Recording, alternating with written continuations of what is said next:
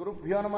శ్రీ మహాగణాధిపతయ నమ. శ్రీ సరస్వతి నమ. భక్తులరా, వాల్మీకి మహర్షి రచించిన శ్రీమద్ రామాయణం యథాతథంగా చెప్పుకున్నాం. ప్రతి శ్లోకం యొక్క అర్థం ఇందులో భాగంగా నేటి వరకు మనం బాల, అయోధ్య, అరణ్య, కిష్కింద, సుందరకాండలు పూర్తి చేసి యుద్ధకాండలోని 123వ సర్గ వరకు చెప్పుకున్నాం.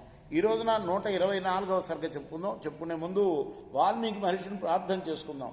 కూజంతన్ రామ రామేతి మధురం మధురాక్షరం ఆరుహ్య కవితా శాఖాం వందే వాల్మీకి కోకిలం. సమర్థ సద్గురు సాయినాథ్ మహారాజ్ की జై.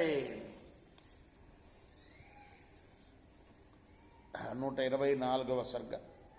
రాత్రి అంతా అక్కడ హాయిగా నిద్రలేచిన రాముణ్ణి చూసి విభీషణుడు చేతులు జోడించి జయాశీర్వాదం చెప్పి, రామ, స్నానయోగ్యమైన జలాలు, అంగరాగాలు, నానావిధ పుష్పమాలలు, ఆభరణాలు, దివ్య చందనాలు, నూతన వస్త్రాలు సిద్ధం చేశామయ్యా. ఇదిగో కమల నేత్రలు ఈ యువతులు స్నానం చేయించడంలోనూ అలంకరించడంలోనూ బాగా ఆరితేరినవారు. నీకు యథాశాస్త్రంగా మంగళ స్నానం చేయించడానికి వీళ్ళు వచ్చారయ్యా. స్నానం ఎవరు చేయించాలి?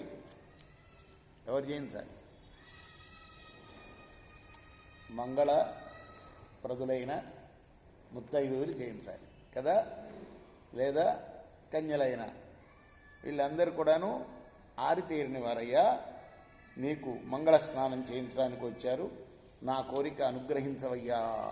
అందుకు రాముడు అన్నాడు, మిత్రుడా, ముందుగా నువ్వు సుగ్రీవుడు మొదలైన వాళ్ళకి, ఆ వానర వీరుల్ని మంగళ స్నానం చేయమని చెప్పు. నేనిప్పుడు మంగళ స్నానం చెయ్యను.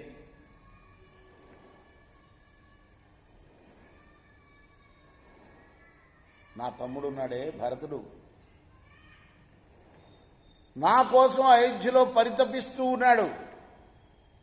కాబట్టి ఇక్కడ మంగళ స్నానం చేస్తూ కూర్చుంటే ఎట్లా? ఇంకా నా సంతోషం,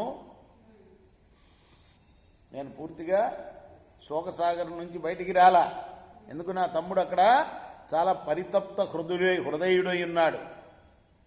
ప్రతిజ్ఞ తప్పని నా తమ్ముణ్ణి చూడకుండా నేను మంగళ స్నానం చెయ్యను. నూతన వస్త్రాలు కూడా ధరించను, ఆభరణాలు కూడా పెట్టుకోను. వెంటనే నేను అయోధ్య పట్టణానికి వెళ్ళాలి. ఆ పట్టణం ఇక్కడికి చాలా దూరంలో ఉంది. రాజా, నిన్ను ఒక్క రోజులో అయోధ్య పట్టణానికి చేరుస్తాను. ఇదంతా ఎవరు చెప్తారు? విభీషణుడు చెప్పాలి కదా. ఇక్కడ మిస్సింగ్. ఓ రాజా, నిన్ను ఒక్క రోజులో అయోధ్య పట్టణానికి చేరుస్తాను. నీకు శుభం అవుతుంది. సూర్య సమాన కాంతులతో తేజరిల్లే పుష్పక విమానం ఇక్కడ లంకాపట్నంలో ఉన్నది. అది చాలా శ్రేష్టమైనది. ఇప్పుడు ఎవరి స్వాధీనం అది? భీషణుడు. కాబట్టి అది దేవలోకానికి చెందిన విమానం సుమా. కోరుకున్న చోటికి కోరుకున్న వేగంతో తీసుకుని పోతుంది. 5 నిమిషాల్లో పోవాలంటే 5 నిమిషాల్లో పోతుంది. గంటలో పోవాలంటే గంటలో పోతుంది. నీ ఇష్టం. అది ఎవరిదనుకున్నావు? మా అన్న కుబేరుడిది. రావణాసురుడు యుద్ధంలో జయించి దాన్ని కుబేరుడి దగ్గర నుంచి తీసుకొని వచ్చాడు. ఇప్పుడు ఇక్కడికి వచ్చిన కుబేరుడికి నేను ఆ విమానాన్ని ఇవ్వకుండా నీ కోసమే అట్టి పెట్టుకున్నా. ఆకాశంలో అది మహామేఘంలాగా వెళ్ళిపోతుంది. నువ్వు ఆందోళన పడవద్దు. దాని మీద నువ్వు హాయిగా అయోధ్య నగరానికి వెళ్ళవచ్చు. ప్రభో, నువ్వు సర్వం తెలిసిన వాడివయ్యా. నా మీద నీకు అనుగ్రహం కనుక ఉన్నట్లయితే, నా భక్త్యాది గుణాలను నువ్వు మెచ్చుకుంటూ ఉన్నట్లయితే, నా మీద నీకు వాత్సల్యం ఉన్నట్టయితే, ఇక్కడ మంగళ స్నానం చేయనప్పటికీ నువ్వు నీ భార్య వైదేహితోటి, నీ తమ్ముడు లక్ష్మణుడితోని ఒక్కరోజైనా ఇక్కడ ఉండయ్యా. నా కోరిక తీరా నిన్ను సత్కరిస్తాను.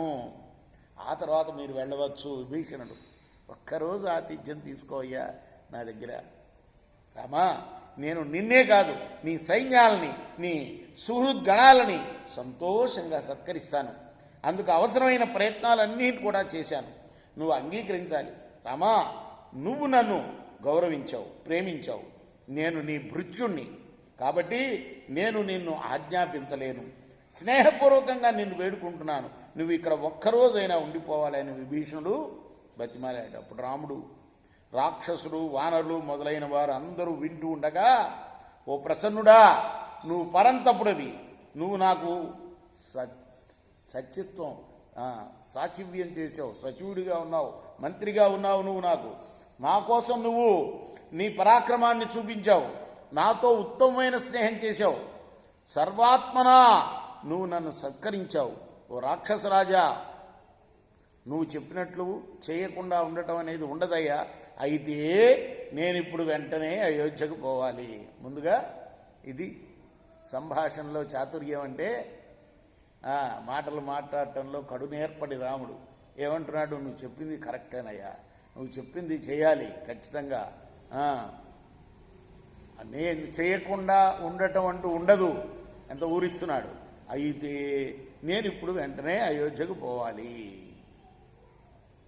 నేను అరణ్యవాసం ఆరంభించినప్పుడు నన్ను మళ్ళీ అయోధ్యకు తీసుకొని పోవలెను అనుకొని నా తమ్ముడు భరతుడు చిత్రకూట పర్వతానికి వచ్చాడు, నన్ను శిరసా యాచించాడు. నేను అందుకు ఒప్పుకోలేదు. 14 సంవత్సరాలు అయిపోగానే వస్తాను అని మాట ఇచ్చాను. ఆ నా తమ్ముణ్ణి చూడవలే అని నా మనస్సు నన్ను తొందర చేస్తున్నది. ఆ కీర్తిశాలిని మా అమ్మను కౌసల్యాదేవిని కూడా చూడాలి. ఈ లక్ష్మణుడి తల్లిని సుమిత్రాదేవిని, ఆ భరతుడి తల్లిని కైకేయీదేవిని, మా గురువుల్ని నేను చూడాలి. నా స్నేహితుల్ని, వారి బిడ్డల్ని, పాపల్ని, అయోధ్య పౌరుల్ని ఎప్పుడెప్పుడు చూస్తానా అని నా మనస్సు తహతహలాడుతున్నదయ్యా. ఓ రాక్షసేంద్ర, ఇప్పుడే విమానం తెప్పించు, నేను చేయవలసిన పనులన్నీ ఇక్కడ అయిపోయినాయి, ఇక నేను ఇక్కడ ఉండను. ఓ ప్రసన్నుడా, నేను వెళ్ళిపోతాను, అనుమతించు అయ్యా, ఉండలేనయ్యా నేను ఇక్కడ. ఓ విభీషణుడా, నువ్వు నన్ను బాగా సత్కరించావు, నీకు కోపం వద్దు, నేను వెళ్ళిపోవాలి, త్వరగా నన్ను అనుమతించు. ఎందుకు అనుమతించాలి? ఆ ప్రదేశానికి రాదు ఆయన విభీషణుడు కదా. అప్పుడు విభీషణుడు లంకాపట్నానికి పోయి, అంటే ఇదంతా బయటే జరుగుతుంది, యుద్ధభూమిలోనే, లోపలికి వెళ్ళి విమానాన్ని తీసుకొని తిరిగి వచ్చాడు. ఆ విమానం మేరు శిఖరాకారంగా ఉండేది. దాన్ని విశ్వకర్మ నిర్మించాడు. దాని అవయవాలన్నీ కూడాను బంగారంతో విచిత్రంగా అమర్చబడ్డాయి. అది స్వచ్ఛ కాంతులతో తేజరిల్లుతూ ఉన్నది. ఆ విమానంలో వైఢూర్య మణిమయమైన వేదికలు, మంటపాలు ఉన్నాయి. అంతేకాదు ఆ విమానంలో కాంచన హర్మ్యాలు, పెద్ద పెద్ద మేడలు నిర్మించి ఉన్నాయట. ఇప్పుడు మనం ఓడలు చూస్తూ ఉంటాం కదా, పెద్ద పెద్ద మేడలు ఉంటాయి అందులో, తెలుసా? నేను ఎక్కాను ఒకసారి. కాబట్టి అలా ఈ పుష్పక విమానంలో కూడా పెద్ద పెద్ద మేడలు ఉన్నాయి. వాటి శిఖర తలాలు స్ఫటికాలతోటి, వైఢూర్యాలతోటి తాపటం చేసి ఉన్నాయి. అంతటా ఉత్తమ ఆస్తరణాలు పరిచి ఉన్నాయి. ఆ హర్మ్యాల్లో ఎంతో విలువైన వరాసనాలు ఉన్నాయి. బంగారు పద్మాలు అలంకరంగా పెట్టి ఉన్నాయి. ఆ హర్మ్యాల కిటికీలకు ముత్యాలు, మణులు పొదిగి ఉన్నాయి. హర్మ్యాలు అంటే అంతస్తులు అన్నమాట. ఆ మేడలు, ఆ మేడల కిటికీలకు ముత్యాలు, మణులు పొదిగి ఉన్నాయి. దాని మీద బంగారు ధ్వజాలు, తెల్లటి పతాకాలు శోభాయమానంగా ఉన్నాయి. ఆ విమానం ఆకాశంలో మధుర ధ్వనులు చేస్తూ, దానికి కట్టి ఉన్న చిన్న చిన్న గంటలు, పెద్ద పెద్ద గంటలు గణగణ మోగుతూ, అది ఏ అడ్డు లేకుండా మనోవేగంతో పోతుంది. ఆ పుష్పక విమానాన్ని రాముడికి సమర్పించి విభీషణుడు అక్కడ నిలబడ్డాడు. ఇది యుద్ధకాండలోని 124వ సర్గ. రేపు మనం 125వ సర్గ చెప్పుకుందాం. కృష్ణార్పణమస్తు. సాయి కృష్ణార్పణమస్తు.